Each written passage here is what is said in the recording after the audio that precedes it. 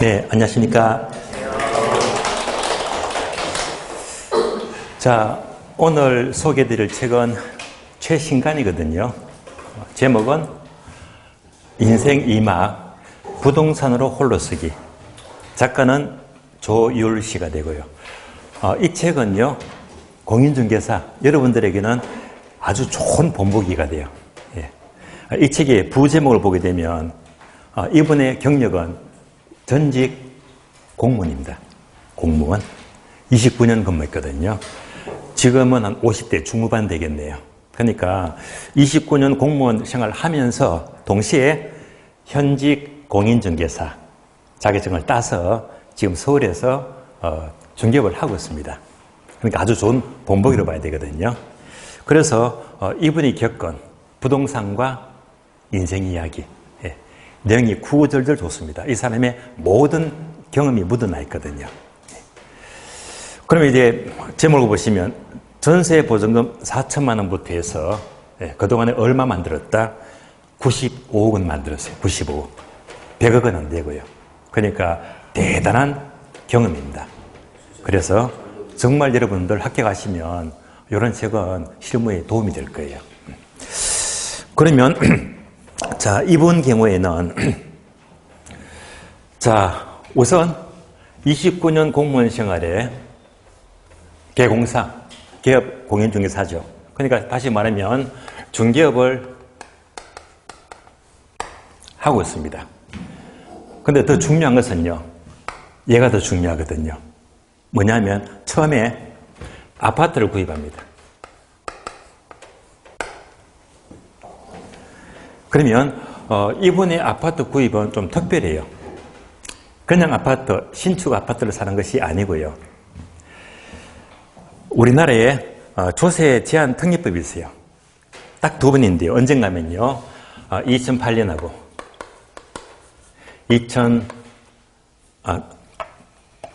1998년이죠. IMF 때. 1998년하고 2013년입니다. 이 직전이 경제가 워낙 힘들었잖아요. 이때 조세 제한 특례법이 있으면서 양도소득세 감면, 면제하는 거. 그러니까 양도세가 감면되어버리면 절호의 찬스거든요. 예. 그걸 보자마자 이때 2013년도에 아파트를 구입합니다. 절대 찬스다. 이런 기회는 다시는 오지 않습니다. 정말 드물게 와요. 그래서 이제 서울 송파 쪽에 아파트를 구입했어요. 양도세 감면 받는 만큼 돈 버는 거잖아요. 예. 여기서 이제 크게 벌었습니다. 예. 몇 억도 넘어서겠죠, 그죠? 그래서 다음 단계는 이제 상가주택으로 넘어갑니다. 그러니까 주상복합이죠. 그런데 조건이 있습니다. 그냥 사는 게 아니고요. 반드시 30년 넘은 구축 상가주택입니다. 오래된 거. 그래서 예를 사는 것도 또 이분만의 노하우가 있습니다. 예를 들면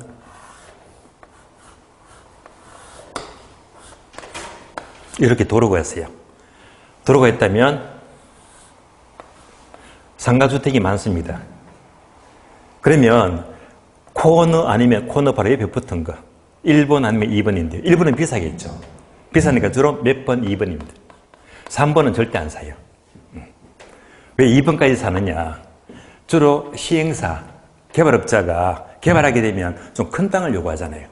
그랬더니 이제 요거에다가 여기까지는 사거든요. 예. 만약 가운데는 이걸 사버리면 어느 정도 안 들어가니까 이건 참 애매하거든요. 그러니까 이제 2번에 해당되는 거. 아주 오래된 구축 상가주택입니다. 그래서 얘를 사가지고요. 공실로 만들어서 개발업자한테 팔아요. 비싸게. 그래서 여기서 재미를 받고요. 개공사를 하면서, 중개업을 하면서. 다음 단계는 상가 주택이 아니고요. 상가 건물입니다. 상가 건물. 네. 그러면 이제 이 상가 건물은요, 주로 시장이 그 당시 별로 안 좋은 거. 남들이 다 떠는 지가 살 적에는 이미 비싸니까 그 당시 살 적만 하더라도 영등포는 허름했거든요. 예. 평당 5, 6수만 원도 안 합니다. 딴 데는 다 1억이 넘어가는데. 예. 그러니까 이제 자기만의 경험을 갖고 사는 거예요. 그래서 이 두 가지 공통점은요. 투자 철칙이 있죠. 무조건 싸게 사라. 싸게 사라. 그러면 적정 가격은 비싸게 팔던 전에 크게 남으니까요. 예. 그러니까 싸게 사서 비싸게 파는 거다. 예. 그러니까 요 단계만 거쳐가지고 4천만 원 갖고 95억을 만들었습니다. 예. 대단하죠. 그러면 여러분이 아시는 건 뭐죠? 두 가지를 합치게 되면 결코 중개만으로는 돈 못 번다고 합니다. 제가 늘 강조합니다. 예. 중개만 하게 되면 겨우 생활밖에 안 돼요. 그래서 일단 어떻게 한다? 투자를 하라. 계속 단계를 키워나갔습니다. 그래서 이분 같은 경우도 전형적으로 중개를 하면서 동시에 특히 투자인데 상가투자죠. 상가투자를 잘 해왔다는 말입니다. 그래서 이제 이런 과정을 상당히 많은 목차로 풀어서 놓았는데 저자의 경험이 곳곳이 다 묻어나 있거든요. 굉장히 도움이 됩니다. 그러면 따로 이 책을 보면서 딱 한 가지인데요. 첫 번째는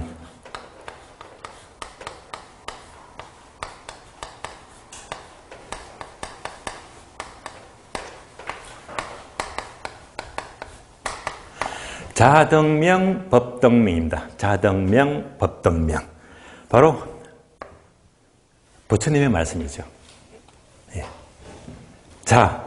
나 자신을 말이에요. 나 자신을 등불로 삼았어. 내가 등불이 돼야 됩니다. 그래서 이 법은요, 진리를 말해요. 나 자신을 등불로 삼아서 법을 찾아 정진하라. 즉, 진리를 찾아 정진하래요. 예. 나한테 씁니다. 모든 게. 절대 남 말 듣지 말고, 예. 뉴스 믿지 말고, 예. 어떤 것도 믿지 말고, 나 스스로, 나를 믿고, 예. 나 스스로 의지하고, 내가 공부하고, 예. 모든 책임은 내한테 있는 거예요. 그래서 이분은 이 모든 과정이 바로 자등명, 법등명 원리 있다는 겁니다. 절대 남 말 듣지 않습니다. 그래서 그게 상당히 와닿더라고요. 저도 나를 못 믿고 남을 믿어서 손해본 게 한두 번이 아니거든요. 그래서 이 단어 한마디에 제가 반성을 많이 했습니다.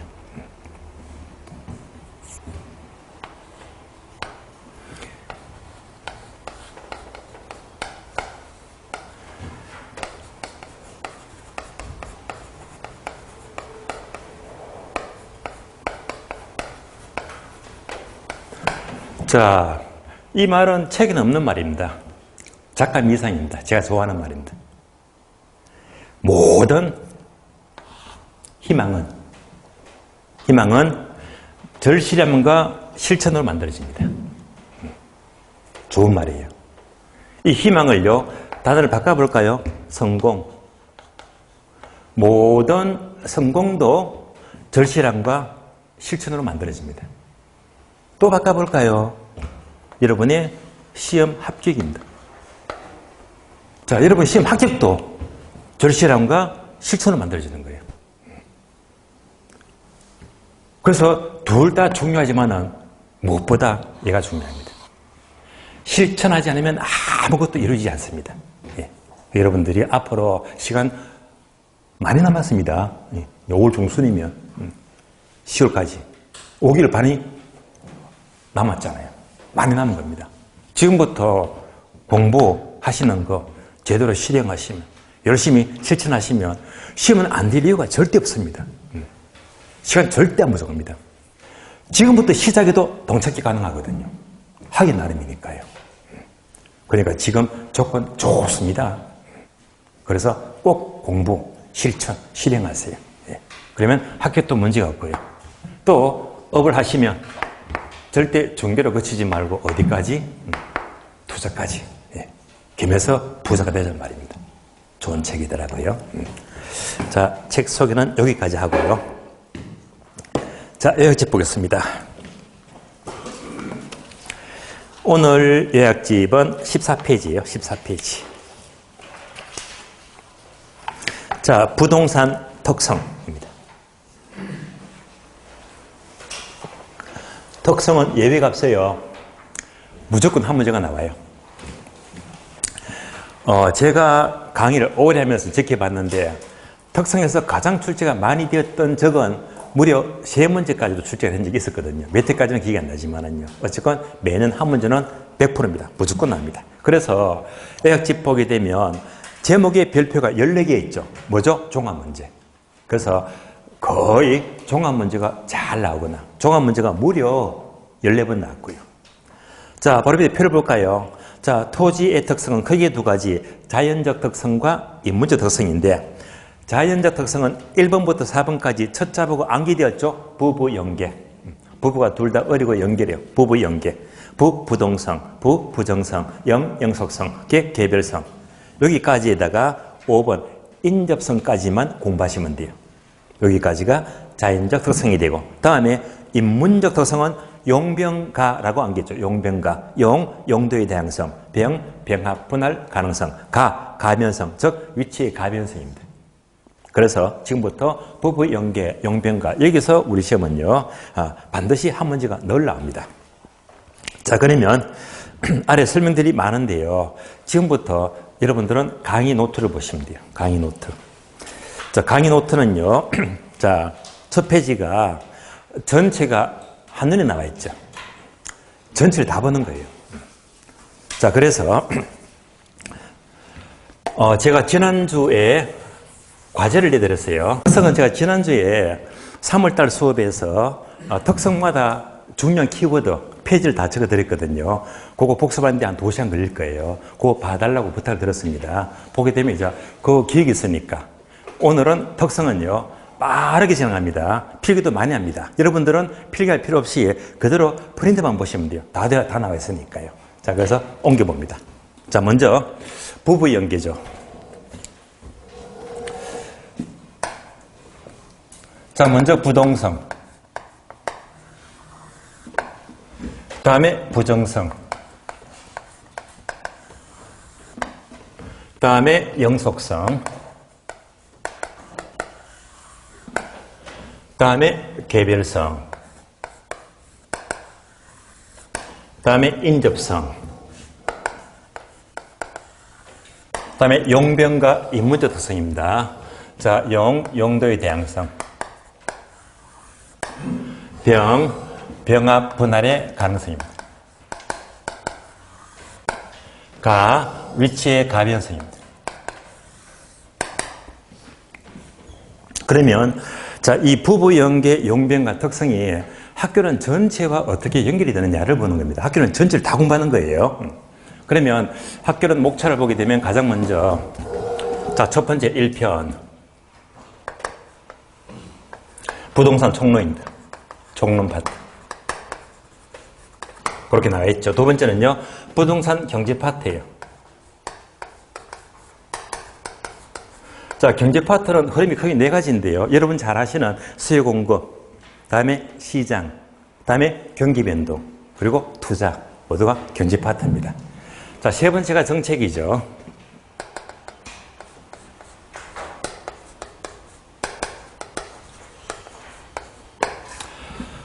네 번째가 부동산 활동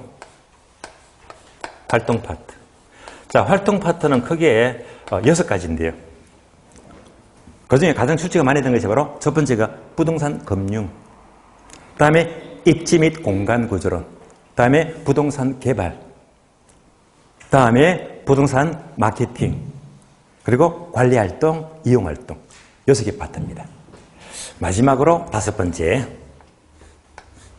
감정 평가예요. 여기까지가 학개론 전체를 가리킵니다. 자, 먼저 자, 이 중에 특히 부동성이 있죠. 얘가 단독 문제가 많이 나왔습니다. 부정성이 있죠. 얘도 단독 문제가 많이 나왔다. 얘는요 5번 나온 걸로 기억나고요. 얘가 아마 7번일 거예요. 그래서 부부가 특히 단독 문제가 출제가 많이 되었습니다. 먼저 부동성, 땅은 절대 못 움직이잖아요. 자, 이것을 총론 파트와 연결하게 되면 총론 파트, 여기서는 뭐냐, 부동성 때문에 동산과 부동산입니다. 이 양자를 구별하더라. 동산은 움직이니까 이동성입니다. 부동산은 못 움직이니까 비이동성입니다. 이런 차이죠.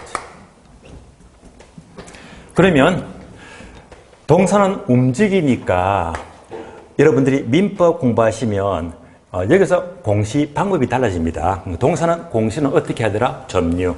물건에 대한 사실상 지배를 말이에요. 점유가 되고요. 부동산은 못 움직이니까 등기제도, 등기가 필요하죠. 이런 차이점이 있더라. 여기까지가 자, 부동성에 따른 총론적 관점이 되고요. 다음에 경제 파트 넘어갑니다. 경제. 자, 경제는 주로 부동성 하게 되면요. 부동산, 시장과 밀접한 관계를 가지는데요. 자, 첫 단어가 네모되어 있죠. 자, 네모가 뭘 말하느냐? 바로 국지적 시장입니다. 부동성 때문에 국지적 시장이다. 다른 말로 지역적 시장. 자, 이를 똑같은 말로 부분 시장 이렇게 불러요.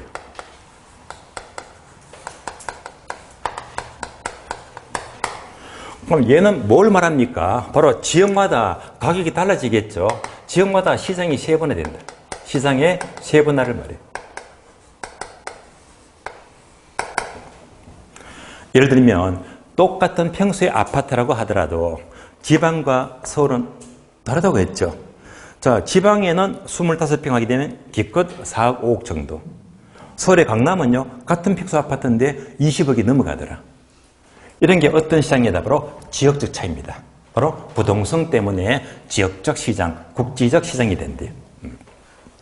다음에 부동성 때문에 부동산 시장은 불안전하다. 불안전 시장입니다.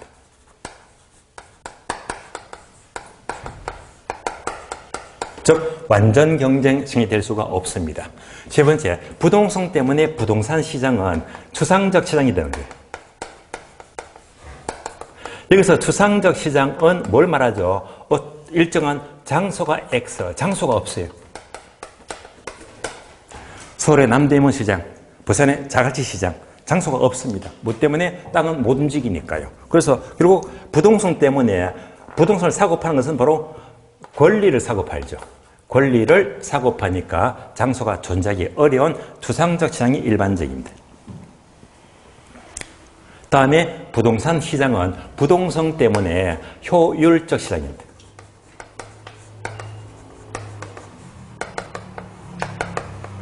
그러면 효율적 시장하게 되면 어떤 정보가 지첩시 같이 반영되는 시장입니다.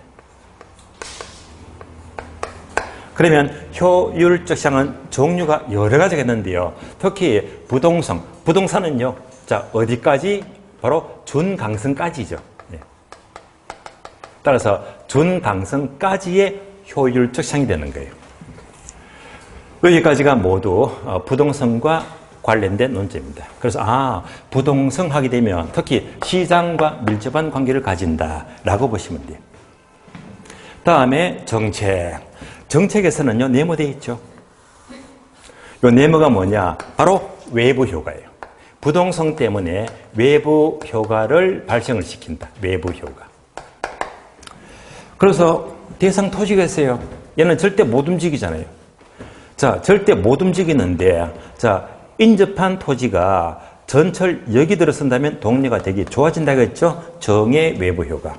거꾸로 쓰레기 매립장이 생긴다면 동네가 나빠지더라. 부의 외부 효과예요. 따라서 외부 효과가 되면 이유가 두 가지입니다. 부동성과 인접성 때문이다 라고 보시면 돼요. 이거 두 가지죠. 그러면 인접성이 나왔으니까 넘어갑니다. 쭉 넘어가요. 인접성. 여기죠. 그러면 3편 정책이다. 정책에서는 인접성 때문에 바로 외부 효과를 발생을 시킨다. 같이 연결하시면 돼요. 그렇게 다 메모가 됐을 거예요. 다음에 정책에서는 부동성 때문에 못 움직이니까 바로 토지마다 용도지역이 다르잖아요. 따라서 지역지구지의 근거를 제시합니다. 여기까지가 정책과 관련된 논점이 되겠습니다. 다음에 활동하게 되면요. 부동성, 못 움직인다. 대표적으로 바로 임장활동이죠. 반드시 현장에 가서 직접 눈으로 확인해야 됩니다. 그래서 그 지역마다 뭐가 달라지더라? 정보. 그래서 정보활동이 필요한 거예요.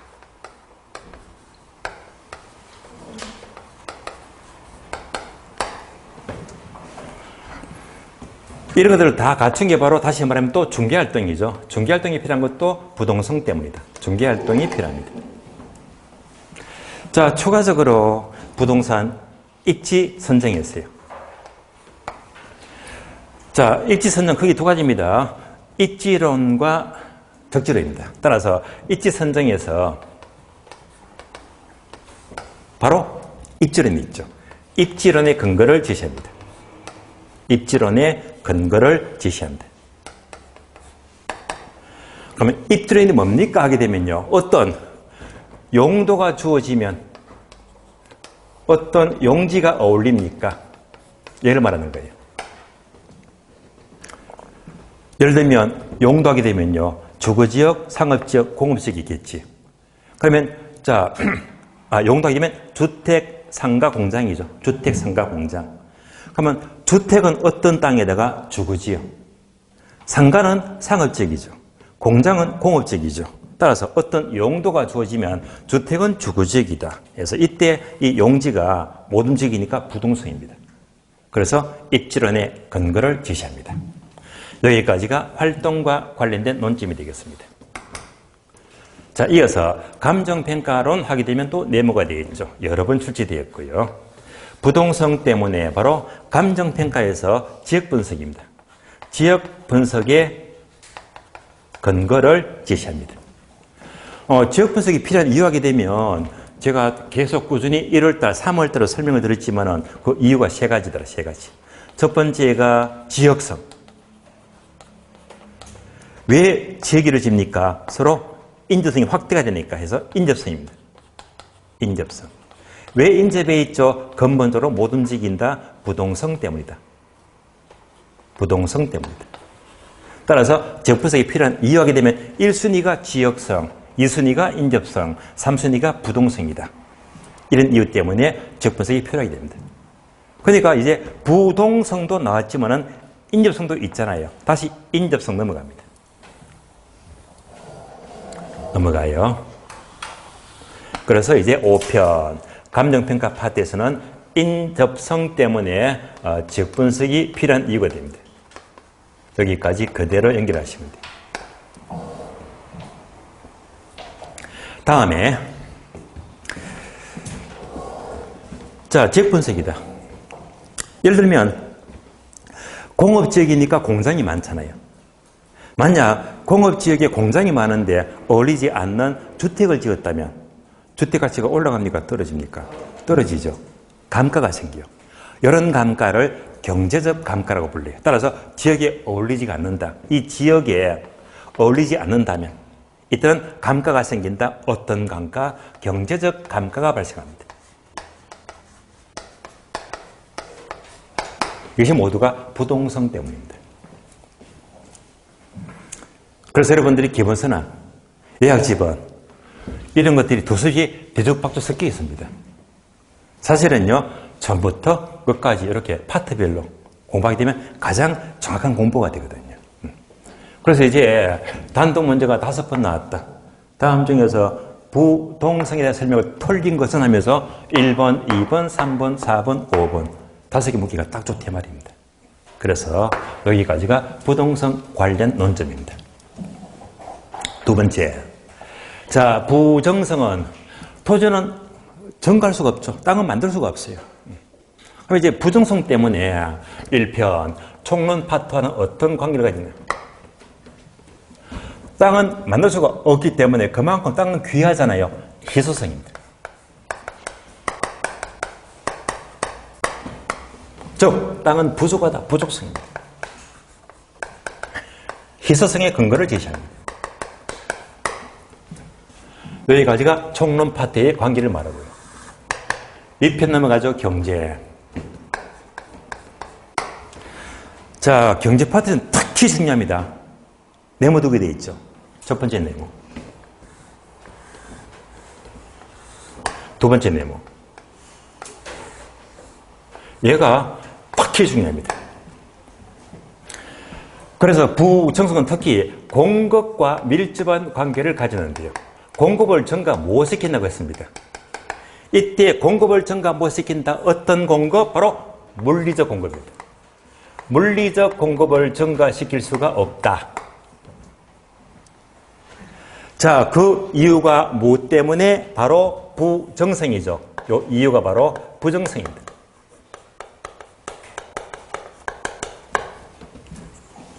공급을 증가 못 시키니까 나중에 수요 공급에서 특히 공급 곡선이 있죠. 공급 곡선은 바로 수직이 된다.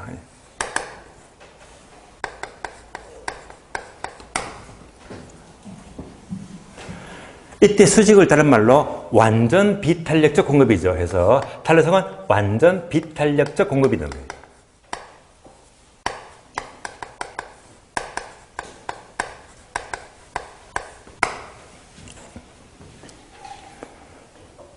그러면 물리적 공급 부족 문제를 해결하자.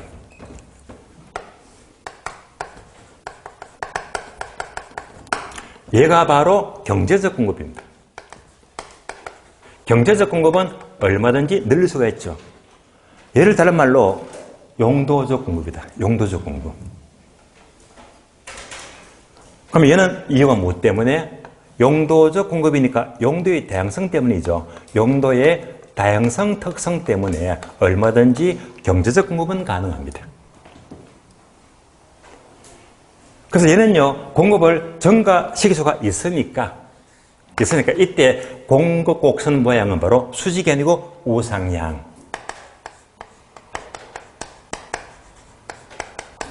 우상향이 되는 거예요.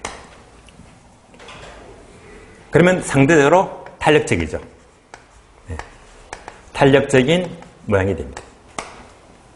그래서 얘는 너무너무 잘 나옵니다. 그래서 부정성 하게 되면 주로 공급과 관계된다라고 보시면 돼요. 정책 넘어갑니다. 정책하게 되면 부정성은 언제나 토지가 부족합니다. 토지 부족의 문제. 자, 토지가 절대 부족하니까 땅값 올라가죠. 집가고. 이것처럼 부동산, 투기가 극성을 부리는 거예요. 토지가 부족하니까 특히 부동산은 일반 동산보다 공익 개념이 강해요. 공익 개념이 강하다는 것은 그만큼 사회성과 공공성이 높은 제가 됩니다. 사회성과 공공성이 높다. 같은 말입니다. 이런 이유 때문에 공적 규제가 필요합니다. 그래서 토지 경우에 가장 강력한 규제가 바로 토지 공개념이 있죠. 따라서 토지 공개념의 근거를 제시합니다. 여기까지가 정책과 관련된 논점입니다.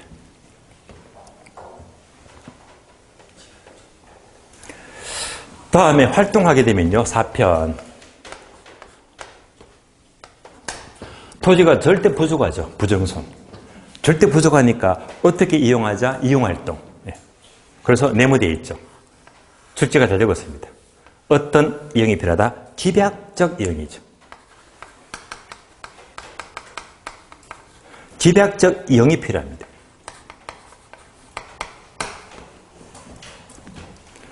그래서 집약적 이용이 필요하지. 괄호 메모되어 있죠. 조방적 이용 X. 조방적 이용은 틀린 말입니다. 다음에 5편. 감정평가와의 관계를 봅니다. 자, 감평 파트에서는요, 부정성은 땅을 만들 수가 없으니까 결국 자, 생산비 법칙. 네모 안 되어 있습니까? 네모 되어 있죠. 바로 네모는요, 생산비 법칙입니다. 생산비 법칙이 적용되지가 않습니다. 땅은 만들 수가 없습니다. 생산비 하게 되면 요거죠, 비용성. 예.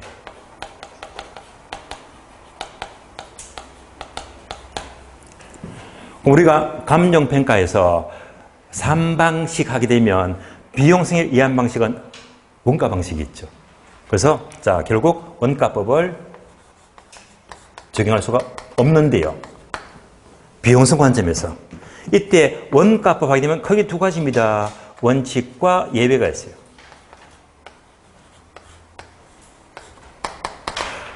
원칙적으로 원가법을 적용할 수가 없습니다. 원칙적으로. 그러나 예외도 있다.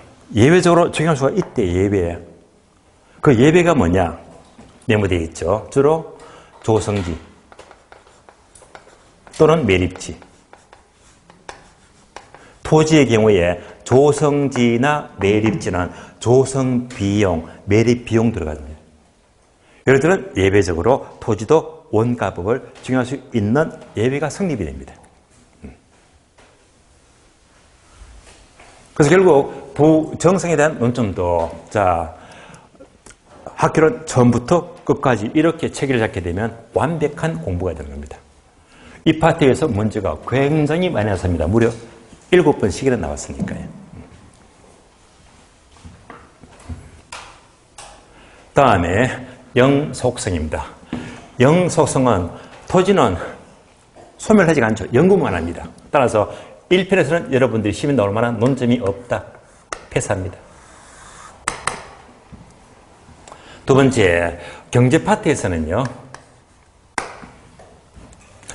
영속성 때문에 첫 번째, 바로 소유이익과 이용이익입니다. 소유이익과 이용이익으로 분리가 돼요.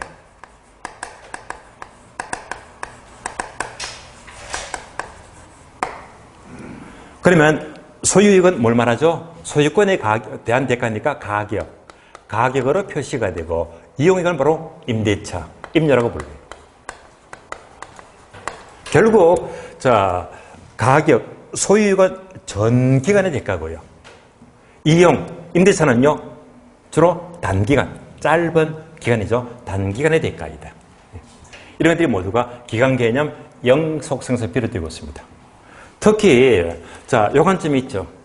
부동산은 자, 이렇게 임대료 시장이 형성되기 때문에 특히 이런 관점에서 임대차 시장이 발달되기도 합니다.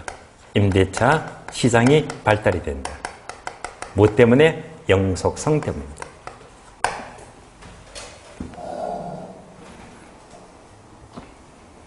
영속성은 특히 소멸하지 않기 때문에 다른 말로 가치 저장 수단 역할을 합니다. 가치 저장 수단을 가진다. 이런 관점에서 사람들이 투자를 선호합니다. 투자가 필요한 것 바로 소멸하지 않는다. 영속성 때문이고요. 그러면 투자의 장점도 여러 가지가 있는데요. 특히 투자를 하게 되면 소득이득과 자본이득이 있죠. 소득이득과 자본이득을 모두 얻을 수가 있습니다. 여기서 소득이득은 바로 사용, 수익에서 생기는 이득이고요. 자본이득은 처분에서 생기는 이득입니다. 그래서 영속성만 나왔다면 소유이익과 이용으로 분리가 된다. 소득이득과 자본이득을 발생시킨다. 이런 질문들이 굉장히 자주 나옵니다.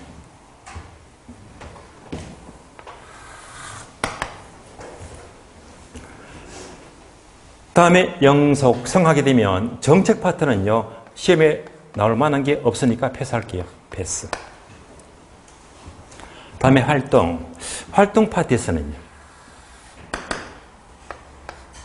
영속성 때문에 부동산 관리 활동이 강조가 됩니다. 부동산 관리.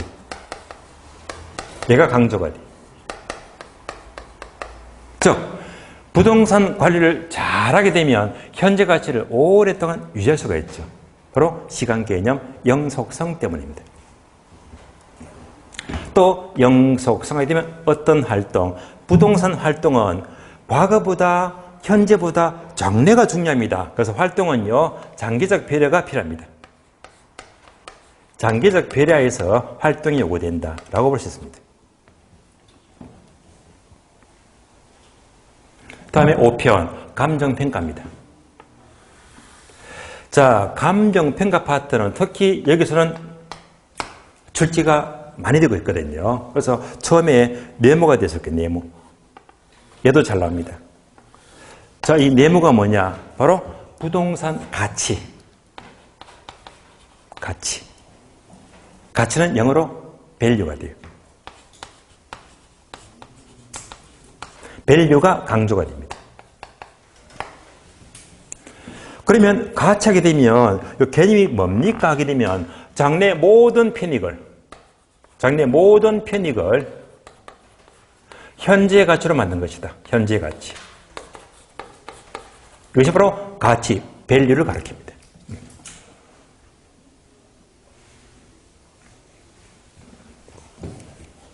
자, 그래서 부동산 가치가 강조되는 것 어떤 특성 때문에? 영속성 또는 내구성 특성 때문입니다. 그래서 결국 자, 영속성 때문에 가치가 강조되고 특히 장래가 중요하죠. 장래가 중요하기 때문에 장래는 잘 예측하자. 예측 원칙. 예측 원칙이 필요합니다. 또 영속성은 영구무한하기 때문에 소멸되지 않습니다. 따라서 유용성이 영속적이다. 유용성이 영구무한하다. 영속적입니다.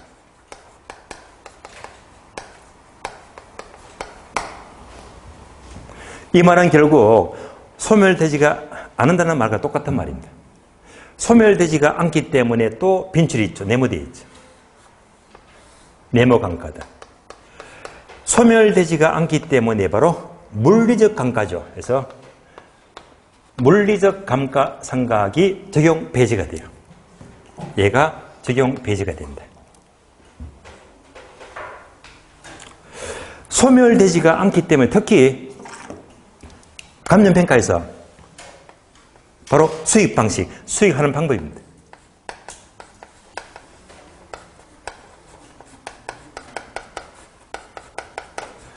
자, 수익하는 방법은 제가 지난주에 암기를 시켜드렸습니다. 직직연상. 직직연상. 이렇게 암기를 시켜드렸습니다. 직접법. 직선법. 연금법. 상환기금법. 이렇게 직직연상. 이렇게 암기를 시켜드렸고요. 직직연상 중에서 직접법은 토지다. 토지에 수익하는 방법이고 나머지 직연상 세 가지는요. 토지가 아니라 복합부동산. 복합부동산에 수익하는 방법입니다. 특히 토지는 소멸되지가 않기 때문에 영속성 때문에 자 결국은 감가상각이 안 되잖아요. 상각을 하지 않는 방법이 무슨 법? 직접법이다. 따라서 특히 토지는요. 어떤 법? 네모되어 있죠? 네모. 이 네모가 바로 직접법입니다. 토지는 소멸하지가 않기 때문에 직접법의 근거를 제시합니다. 28회 때 출제됐습니다. 그래서 직접법이지 직선법은 틀린 말입니다. 직접법이다. 따라서 영속성은 특히 경제 파트, 감정평가 파트 많은 부분들이 이렇게 연결이 되고 있습니다.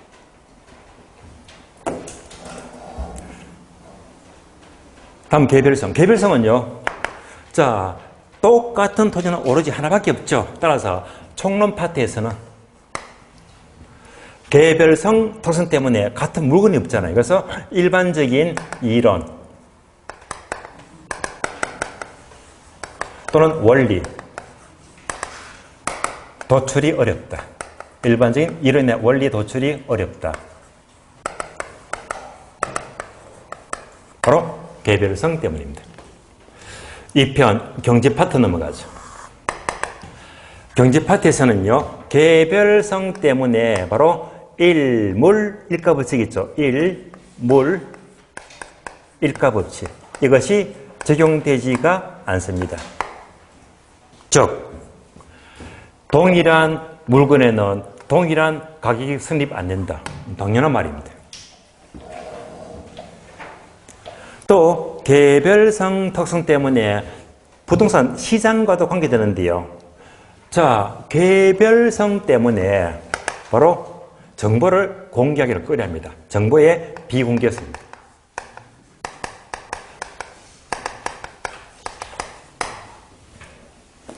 그리고 똑같은 물건 냅죠. 그래서 비표준화성입니다.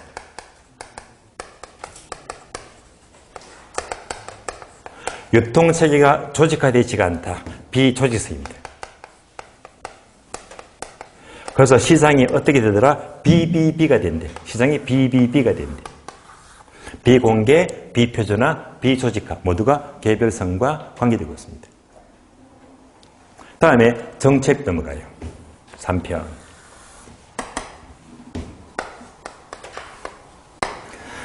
자, 정책과의 관계를 보게 되면 특히 개별성 때문에 바로 표준지 선정, 표준지의 선정이 네모가 되어 있다.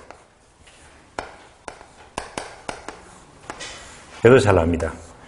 표준지 선정이 쉽다, 어렵다, 어렵죠. 곤란하다. 그래서 용이하다, 용이 틀린 말입니다. 곤란하다.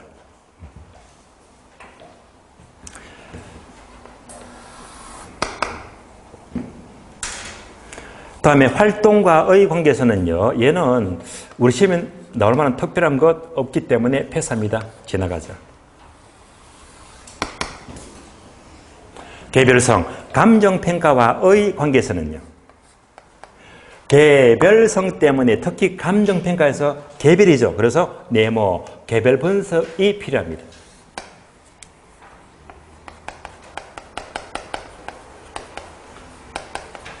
개별 분석이 필요합니다. 다음에 개별성 때문에 부동산은요, 개별적 사정이 개입됩니다. 특수한 사정이나 개별적 사정이 개입됩니다. 이런 이유 때문에 때로는 비싸게, 때로는 싸게 매매됩니다. 이렇게 사정이 개입되면 사정이 없었던 것으로 고쳐주자.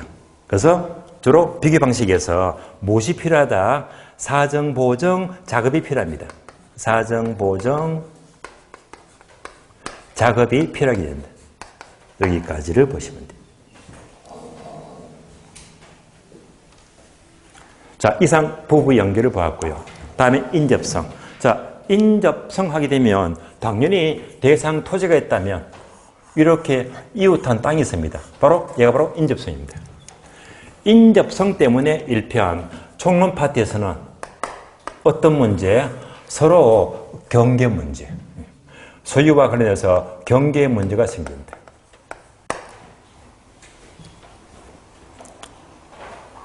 그러면 자, 옆에 있는 땅이 이렇게 나무가 심어졌는데 가지가 넘어와요. 뿌리가 넘어오잖아요. 이러면 곤란하겠죠. 이렇게 이웃 간의 이용관계를 조절을 도모하자. 민법에서 인미시온, 즉 상린관계죠. 해서 상린관계의 근거를 제시합니다.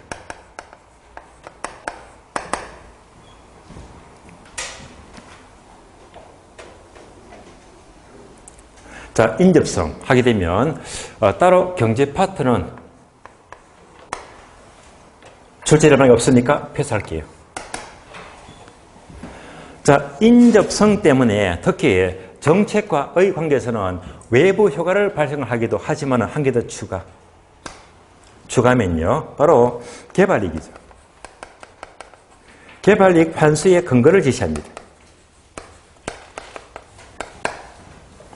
예컨대 어느 지역이 크게 개발된다면 주변의 인접지역, 땅값 올라가죠. 개발이익이 생깁니다. 인접에 있으니까. 그러니까 땅 가진 자는 이득을 크게 보고 땅 없는 자는 뭔가 휘핑이 맞습니다. 그러니까 자, 이 개발이익을 환수하자. 뭐 때문에? 인접성 때문입니다. 다음에 4편 활동입니다. 자, 활동과의 관계에서는 인접해 있으니까 서로 어울리는 이용, 다른 말로 협동적 이용입니다. 협동적 이용이 필요하게 됩니다. 그리고 5편 감정평가에서는 지역분석이 필요한 이유가 되겠고요. 여기까지가 인접성과 관련된 논점입니다. 자, 이제 나머지 용, 병, 가, 인문적 특성인데요. 그러면 용도의 다양성하게 되면 총론 파트와 어떤 관계를 가지느냐? 토지는 용도가 다양하죠. 용도가 바뀔 수 있잖아. 그럼 뭐죠? 바로 후보지와 이행지입니다. 용도가 바뀐 땅입니다. 후보지와 이행지 개념을 성립하게 합니다.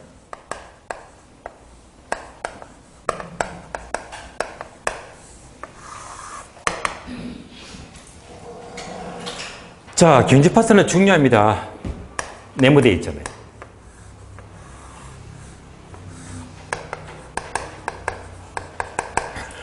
용도를 바꾸어서 공급을 늘린다. 바로 경제적 공급입니다.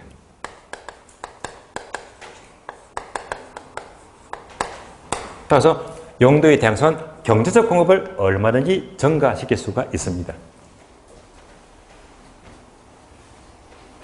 그럼 앞에서 나왔죠. 자, 용도의 다양성 때문에 경제 공급을 증가시킬 수가 있고, 이때 그래프는요, 공급이 우상향, 그 다음에 탄력적인 형태가 됩니다. 그러면 강의 노트 보시면 경제 공급이 어떤 게 있습니까? 1번, 2번, 3번, 4번. 이 항목들이 출제가 다 되고 있거든요. 조금에서 공부하죠. 첫 번째는요, 수면 매립입니다. 수면 매립은요, 물리적 공급이 증가된 것이 아니라 밭에서 땅으로 어디까지나 토지 이용자는 경제적 공급이 늘어난 것입니다. 두 번째, 택지 조성입니다. 농지나 임지를요, 택지로 바꿨더니 공급이 늘어났죠. 세 번째는요, 후보지와 이행지. 용도를 바뀌니까 그만큼 공급이 늘어난대요. 네 번째는요, 바로 집약적 이용입니다. 집약적 이용도 공급이 늘어났다. 바로 경제적 공급입니다.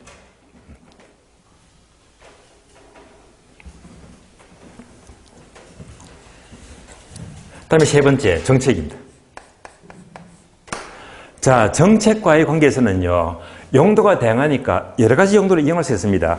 그런데 처음부터 용도를 잘못 선택했대요. 처음부터 잘못된 용도를 선택하면 원래대로 돌이킬 수가 없잖아요. 그러니까 돌이킬 수가 없다. 이런 문제가 생겨요. 얘가 바로 비가역성입니다. 비가역성의 문제를 발생을 시킵니다.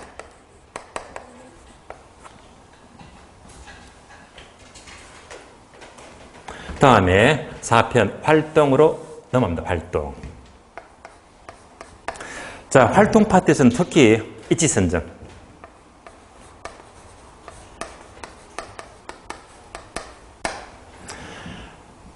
입지선정 크게 두 가지죠. 입지론과 적지론 두 가지인데 이 중에서 바로 적지론입니다. 적지론의 근거를 제시합니다. 적지론. 적지론이 뭡니까? 하게 되면요, 어떤 용지가 주어지면 어떤 용도가 어울릴까? 예를 파악합니다. 어떤 용도를 파악할까? 예를 들면 땅이 있어요. 주거지역, 상업지역, 공업지역 땅이 있습니다. 주거지역은 어떤 용도? 주택 용도가 적합하지. 상업지역에서는 상가 용도가 적합하고, 이렇게 적절한 용도를 찾는 것이 바로 적지론입니다. 바로 용도의 다양성 때문에 적지론의 근거를 제시합니다.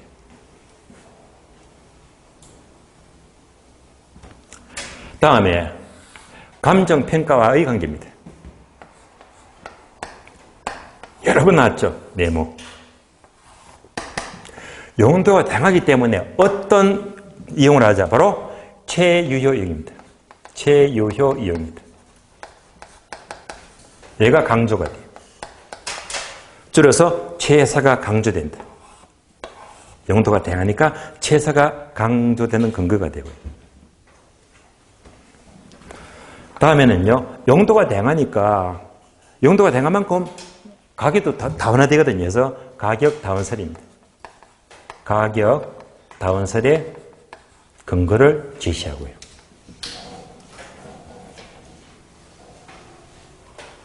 이어서 병합 분할의 가능성입니다. 병합 분할, 토지는 인간의 힘으로 용이하게 합병과 분할에 용이합니다. 해서 1편 총론 파트에서는요, 바로 플로테이지 현상입니다.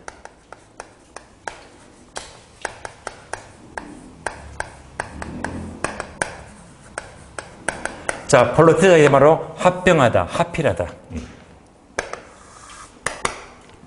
그 다음에 병합 분할은요, 2편 보게 되면 경제 파트. 경제 파트에서는요, 바로 규모의 경제.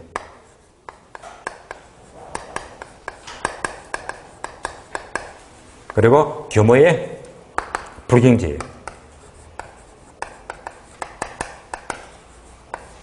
규모의 경제가 불경제를 발생을 시킨다.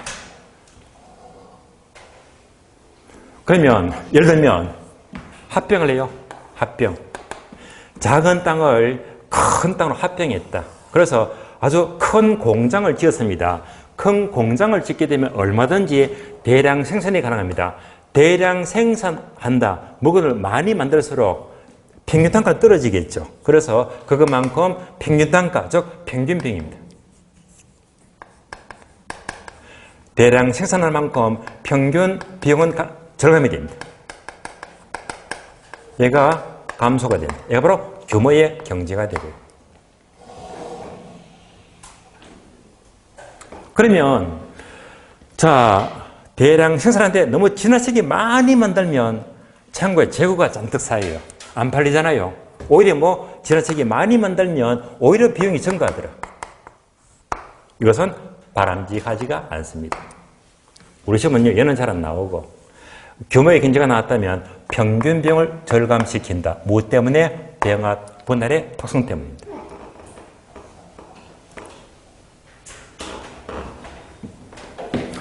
자, 3편 넘어가죠. 정책. 정책은 출제될 만한 게 없으니까 그냥 패스합니다. 패스. 4편 활동력. 얘도 나갈 만한 게 없죠. 패스.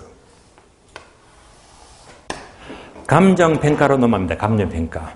감정평가 되면 여러분들이 강의 노트 보시면 단어가 2개 나와 있죠. 먼저 기회원칙입니다.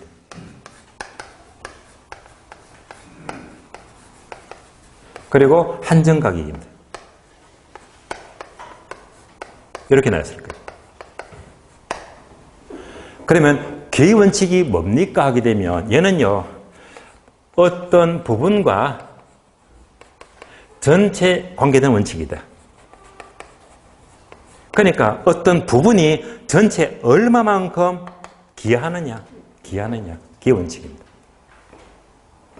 그러면 자, 이런 설명을 드린 적이 있는데요. 예를 들면 도로가 있어요. A라는 땅이 있습니다. B라는 땅이 있다. 그러면 B라는 땅은 꽉 막혔네, 맹지. 이때 A 땅값 얼마? 얘가 3억이고 B 땅값 맹지죠? 2억이다. 합해서 얼마예요? 5억이잖아요. B가 땅이 안 좋아. 얘를 약간 좋게 만들면 합병하자. 합병하자. 합병하게 되면 A 플러스 B 합병하니까 땅이 얼마나 보기가 좋습니까? 가치가 늘어나죠. 얼마가 된다? 6억 되더라. 답이 나왔네. 자, 가치가 얼마 늘어났다? 1억. 늘어났죠. 이때 늘어난 1억은요. 자, A도 기여했고 B도 기여했습니다. 얘가 바로 기여원칙입니다. 그래서 이 A라는 부분과 B라는 부분이 어울려서 전체 가치를 1억을 더 크게 만들었다. 바로 기여원칙입니다. 부분이 전체에 얼마나 기여하느냐. 다시 이 그림 보시면서요. B는 맹지야. 답답하잖아요. 그래서 B가 A 땅을 사겠대. 야, A야, 너 땅 팔아라. 그럼 사무 주면 안 되겠죠. 왜 가치가 늘어나니까. 그러니까 여기다가 뭐지? 플러스 알파, 웃돈 줍니다. 웃돈. 웃돈 얹어준다. 무슨 가격? 한정 가격입니다. 자, 용변과 마지막으로 사회적, 경제적, 행정적 위치의 가변성입니다.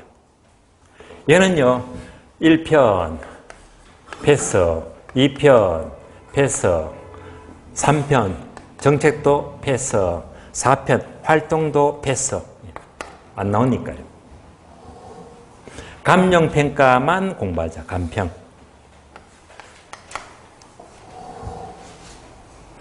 여러분들이 감정평가를 공부하시면 특히 감평 총론 파트에서 가격 형성 요인을 공부합니다. 가격 형성 요인이다.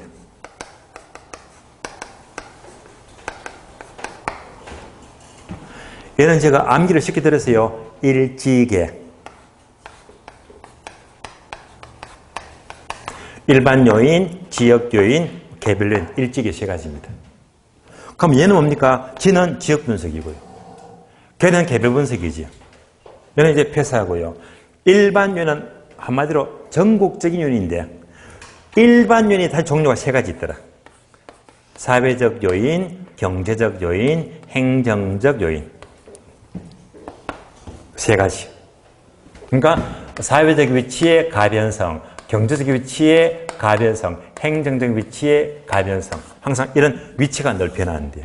이게 바로 위치의 가변성입니다.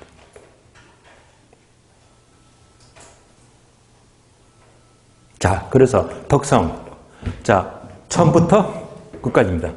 부부연계, 용변가. 이 특성들이 학교는 전체를요, 총론, 경제 파트, 정책 파트, 활동 파트, 감정평가 파트를 다 구분해서 전체를 한눈에 본 겁니다. 한눈에. 자, 그러면 한 번 더 정리합니다. 우리 시험은요, 종합 문제가 몇 번 나왔다? 14번. 14번. 종합 문제. 종합 문제는요, 다음 중 특성에 대한 설명이다. 틀린 것은 지문. 1번 지문, 2번, 3번, 4번, 5번. 5개 뽑아내거든요. 그럼 종합 문제가 돼요. 가장 많이 나옵니다. 그게 아니면요, 특히 부동성과 부정성은 단독 문제가 특히 많이 나왔고요. 자, 지금부터 한 번 더 반복합니다. 여러분들이 전체를 보시면서 세로와 가로를 한 번 더 돌려보자. 세로와 가로. 저는 지금 세로만 설명드렸거든요. 부동성이 나왔다면 차례대로 1편, 2편 차례대로 쭉 설명을 드렸습니다. 부정성도 처음부터 끝까지 쭉 설명드렸습니다. 세로로. 그런데 이제 안목을 가로도 넓혀서 보자. 가로. 볼까요? 특히 부동산 특성은요, 이렇게 가로로. 경제 파트에서는 특히 부동산 때문에 시장과 관계되고, 부정성은 뭐지? 공급하고 특히 문제가 생기는 것이고, 영소성은 특히 투자와 관계되고, 투자. 또 용도의 다양성은요, 다양성은 주로 경제 공급을 의미하는 것이고, 그럼 또 논점이 달라지는 거예요. 또 감정평가. 감평을 보니까 부동성 때문에 적분석이 필요하게 되고, 부정성은 비용이 X네 원가법이 적용 안 되는 것이 원칙이다. 원가법. 다음에 영소성은 여러 가지 논점이 이렇게 많구나. 소멸되지가 않더라. 물리적 감가가 안 돼. 토지는 직접법이다. 이런 것들. 용도의 다양성 때문에 결국 가장 효율적인 용도 최상이 필요하구나. 이 표를 보시면서요, 세로로도 보시면서 가로로 쭉 보게 되면 전부 다 거물처럼 촘촘히 다 느껴지거든요. 그래서 여기까지가 특성을 전체를 한눈에 모두 입체적으로 세로로 가로로 모두 살펴보았습니다. 문제 확인하고 쉬겠습니다. 문제 봅니다. 자, 출제 유형별 포인트 지문. 1번. 부동산 특성을 설명하였다. 옳은 것은. 자, 이 1번형이 늘 제목 그대로 뭐 유형별 포인트죠. 여기서 늘 한 문제 나오거든요. 그러니까 1번부터 몇 번까지? 14번까지. 5개를 뽑아내면 종합 문제가 돼요. 자, 바로 문제 봅니다. 1번. 옳은 것을 고르시오. 1번. 부동산은 위치의 고정성으로, 얘가 바로 부동성이죠. 주변에서 일어나는 환경 조건의 변화가 부동산 가격에 영향을 주는 외부 효과를 발생한다. 나왔죠? 외부 효과. 외부 효과. 바로 O입니다. 다음에 2번. 부동성으로 인해서 활동과 현상을 국지화시킨다. 국지화 맞죠? 시장을 추상적 시로 만든다. 맞죠? 장소가 존재하지 않습니다. 지역 분석이 필요한 이유가 된다. 모두가 맞죠? 따라서 국지적, 추상적 시장, 지역 분석 모두 O입니다. 3번요. 기출문장이네요. 토지는 일반적으로 비노동 생산물이라고 하는데 밑줄 하세요. 비노동 생산물 밑줄. 비노동 생산물은요. 다른 말로 생산비 X입니다. 생산비 법칙이 해당 안 되는 것을 말합니다. 이는 부동성 바로 틀렸죠. 부정성. 부정성이죠. X. 4번도 여러 번 나왔습니다. 부정성으로 인하여 토지는 노동이나 생산비 투입해서 재생산할 수가 없다. 맞죠? 토지에 대한 탄력성은 완전 비탄력적. 맞죠? 옵니다. 5번도 기출문장. 5번. 5번은 볼까요? 부정성으로 인하여 공간 수요의 입지 경쟁이 발생한다. 문장이 한눈에 안 들어오죠. 공간 수요의 입지 경쟁이 발생한다. 자, 키워드가 경쟁인데요. 그러면 부정성은 토지가 부족하잖아요. 부족하니까 당연히 경쟁이 생기지. 공간 수요에 경쟁이 생긴다. 맞는 말입니다. 따라서 이는 지가 상승 문제를 발생시킨다. 맞는 말이죠? 옵니다. 6번 역시 여러 번 나왔습니다. 부정성으로 인해서 토지용은 집약화된다. 맞죠? 옵니다. 7번 기출문장. 토지는 인문적 특성의 하나로서 인간이 구획한 토지는 다른 토지와 구별하는 개별성을 갖고 있다. 개별성은 7번 볼까요? 개별성. 부부 연계 무슨 특성? 자연적. 이 문제 틀렸죠. 우리 시험은요. 자연적을 인문적으로, 인문적을 자연적으로 바꿔서 잘 묻거든요. 어려운 문장 아니죠? 틀렸습니다. 바로 자연적 특성입니다. X. 8번 영속성으로 인하여 장기 투자 맞죠? 를 통해서 자본 이득과 수도 이득을 얻을 수 있다. 맞죠? 옵니다. 자, 9번도 기출문장인데 이 문장은요. 좀 어려워요. 까다로워요. 볼까요? 경제 사회적으로 본다면 용도면에서 유용성이 유사한 토지가 없다는 것은 개별성 특성 때문이다. 개별성은요. 바로 똑같은 토지가 없는 거잖아요. 이때 똑같은 토지가 바로 물리적인 면입니다. 용도적인 면이 틀렸습니다. 용도면이 아니고 물리적인 면에서 똑같은 토지가 없는 것이 개별성입니다. 그래서 이 문장은 어려워요. 용도면이 틀렸고 물리적인 면입니다. X. 10번 개별성으로 인하여 일물일가 법칙은 성립 안 한다. 맞는 말이죠? O입니다. 11번 쉬운데 빈출입니다. 개별성 때문에 부동산은 상품간 완전 대체 성립이 어렵다. 동일이 맞는 말이죠? O입니다. 12번 인접성 또는 연결성으로 인해서 소유와 관련된 경계 문제 맞습니다. 인접성 때문에 외부성, 얘가 바로 외부 효과죠. 외부 효과와 밀접한 관계가 가진다. 맞습니다. 이어서 인접성으로 토지는 생산비 법칙이 해당한다. 이는 틀렸죠. 생산비 법칙은 부정성이죠. 부정성 때문에 생산비 법칙이 해당되지가 않습니다. 13번요. 인접성으로 인하여 개발이익의 사회적 환수 논리 근거 맞습니다. 다음에 님비 현상과 핀폐성을 발생한다. 님비는 부의 외부 효과, 핀폐는요 정의 외부 효과. 외부 효과 맞죠? O입니다. 14번 용도의 다양성으로 인하여 체유효상의 판단 근거 맞죠? 용도의 다양성으로 인하여 이행과 전환. 자, 이행지와 전환지는요 다른 말로 후보지와 이행지를 말해요. 이행과 전환, 즉 후보지와 이행지 가능하다 맞습니다. 용도의 다양성으로 규모의 경제 틀렸죠. 칠판 보니까 규모 경제는 뭐 때문에 병합 분할이죠. 용도 대상은 아닙니다. 해서 바로 병합 분할 때문에 규모의 경지가 발생합니다. 이 단어가 틀렸습니다. X입니다. 여기까지 전체를 확인했고요. 자, 그러면 쉬었다가 다음 시간에 뵙도록 하겠습니다. 쉬겠습니다.